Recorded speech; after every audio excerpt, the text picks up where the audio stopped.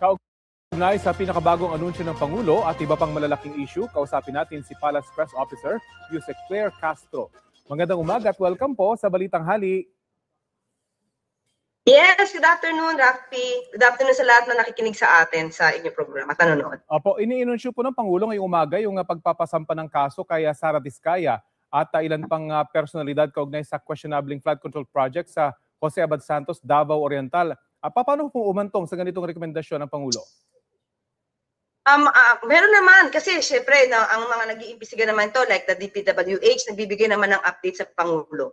At kapag nakikita naman din ng Pangulo at naibigay sa Pangulo ang mga tamang report, yun naman po ay isang ayunan para maisampa agad yung kaso or mai-recommenda na maisampa yung kaso. Bakit po kaya ang Pangulo mismo ang nag-anunsyo nito? Kailangan po kasi ang Pangulo tutok talaga po kasi ito po yung ang gusto po kasi talaga ng Pangulo sa ngayon ay mapanagot ang lahat ng sangkot. Kaya po tutok ang Pangulo sa mga nai-report na tulad nito. Medyo napuputol lang po yung ating komunikasyon. Kinumpirma rin po ngayong umaga na nagbitiw sa pwesto kanina pa po nagkakaproblema. Opo. Kinumpirma na nagbitiw rin din po sa pwesto si Justice Undersecretary Jojo Cadiz. Ano pong dahilan nito? Ang sa aking pagkakaalam ay nagbigay lang po siya ng courtesy resignation sa DOJ. Pero kung ano po ang dahilan po nito, wala po tayong personal na knowledge. Kasi magkakasunod po sa ICI naman nagbitiw itong si ICI Commissioner Singson. Ano pong thoughts dito ng Palasyo ng Malacanang? Ano po again? Sorry po. Opo, magkakasunod po kasi yung mga nagbitiw, pati si Commissioner Singson sa ICI. Ano pong thoughts dito ng Malacanang? Kung hindi po natin mapipigilan, kasi kung si Sec. Babe Singson po ay tungkol sa kanyang kalusugan at sa security ang kanyang idinadaing, muli, ang Pangulo po ay nagpapasalamat po dahil napakalaking tulong po ang nagawa po ni Secretary Babe Singson sa ICI. At hindi naman po natin mapipigil kung sarili pong kalusugan ang iniinda po ni Secretary Babe Singson. Meron na ho bang napipisil na kapalit si Singson? Wala pa po na pag-uusapan sa ngayon. Sa panayam po ng unang balita kay Ombudsman Rimulya, tingin raw niya ay 1 o 2 buwan na lang ang ICI. Ganito po ba yung direksyon ng komite?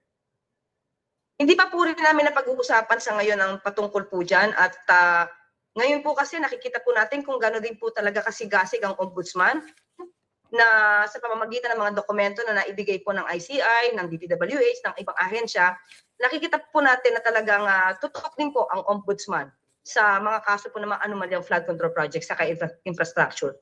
So with that, siguro pag-aaralan po ito ng Pangulo. Opo, hingin din po namin yung inyong reaksyon. Sabi kasi ni Congressman Duterte, ginagamit daw ng administrasyon ng ICI bilang political weapon para ilihis daw yung atensyon ng publiko at pahinain yung pamilya Duterte bago ang eleksyon sa 2028. Ano pong masasabi niyo roon?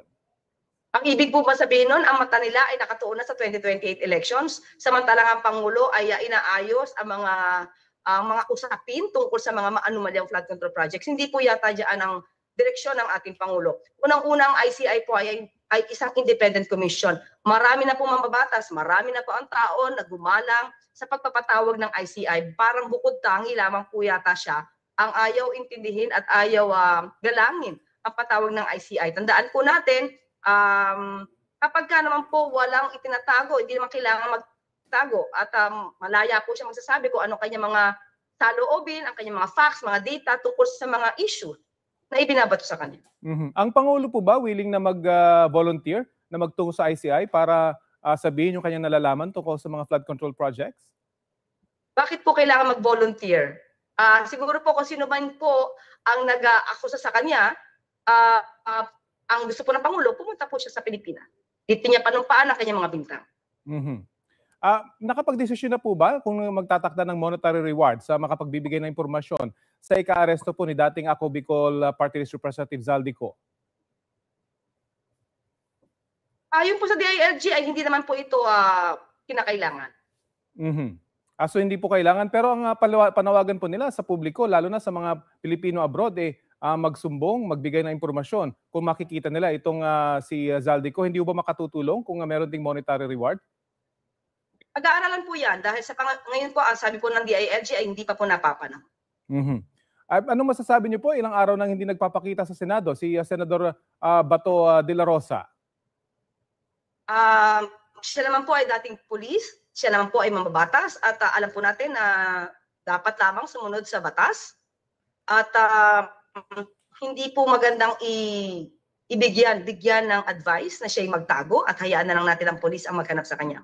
Mas maganda po sumunod siya sa batas at kinakailangan po na yung trabaho niya. Wala naman po kasi sa ngayon po, siguro na doon lang po yung takot niya nung nabanggit na di umano may warrant of arrest.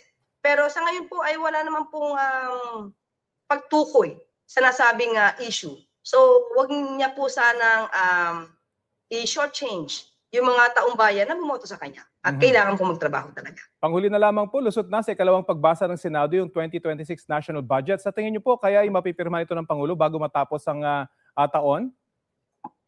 Ayaw po ng Pangulo ng reenacted budget. Alam po ng lahat yan. So pipilitin po yan, aaralin, kahit hindi na po matulog ang Pangulo para maaral po yan, para lamang po hindi magkaroon ng reenacted budget.